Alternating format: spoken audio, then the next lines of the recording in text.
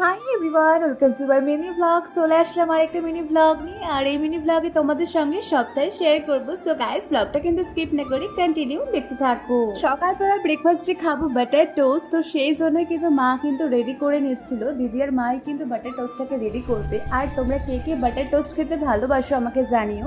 আমার তো ভালোই লাগে, মাঝে সাঝে খেতে কিন্তু বেশ ভালো লাগে। সো হয়ে গেছে, এবার কিন্তু আমি ব্রেকফাস্টটা আমি করে নেব। আর ব্রেকফাস্টে তোমরা কি খেলে জানিও কিন্তু। তারপরে কিন্তু এই ব্লগে তোমাদের সঙ্গে সবটা তো শেয়ার করবোই, আর শেয়ার করতে তো খুব ভালোই বাসি। আর এখানে দেখো রাস্তা হচ্ছিল, অর্ধেক রাস্তা হয়েছিল, বাদ বাকিটা কিন্তু ছিল না। তো সেই জন্য কিন্তু রাস্তা হচ্ছিল এদিকে। আর আমি বসে পড়েছি ক্রোশেটের কাজ নিয়ে। আর ক্রোশেটের কাজ আমার ভীষণ ভীষণ ভীষণ ভালো লাগে। আরও অনেক কাজ করেছি দিদি থেকে শেখা, প্রত্যেকটা ক্রোশেটের কাজ। দিদি আমি কিন্তু নিজের হাতে কিন্তু অনেক অনেক কিছু বানিয়েছি, সেটা তোমাদের সঙ্গে নেক্সট ব্লগে কিন্তু শেয়ার করব।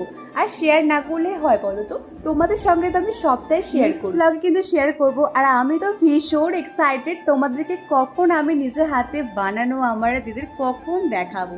তো এখানে কিন্তু আমি ক্রোশেটের কাজটা করছিলাম। আর ক্রোশেটের কাজটা এমনটাই না, মানে যখনই করতে বসবো আর কি মনে হয় কখন আমি কমপ্লিট করব, মানে ওটাকে ছাড়তেই ইচ্ছা করে না, এরকম একটা ব্যাপার।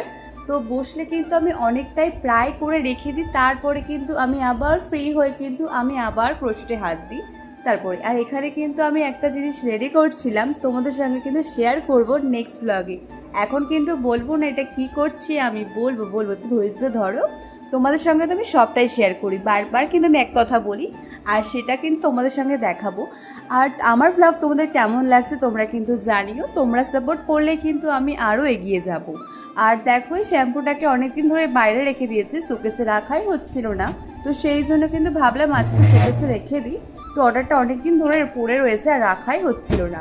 তো চলো শ্যাম্পুটাকে আমি একটু ভালো করে গুছিয়ে সাজিয়ে রেখে দিই, তারপরে আবার যেদিন শ্যাম্পু করবো আবার তো বার করতে হবে। সো তাহলে চলো ঠিক করে রেখে দিই।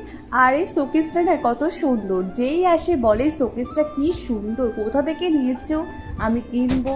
মানে সবারই শোকেসটা যখন এই ঘর রুমটাতে আসে না, শোকেসটা দেখে সবাই দেখে হাওয়া হয়ে যায় যাচ্ছে। কেমন তোমরাই বলো।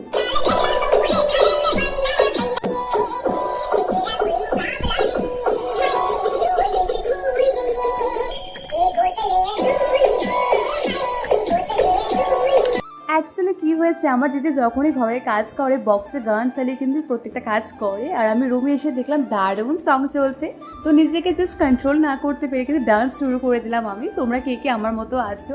আর চলো তার ডান্স করে নিয়ে, ডান্স করতে তো আমার ভীষণ ভীষণ ভালো লাগে। গান চালিয়ে কাজ করার মজাটাই কিন্তু আলাদা। তো দেখো পিছনে দিদি জাস্ট কিন্তু ডান্স করছে।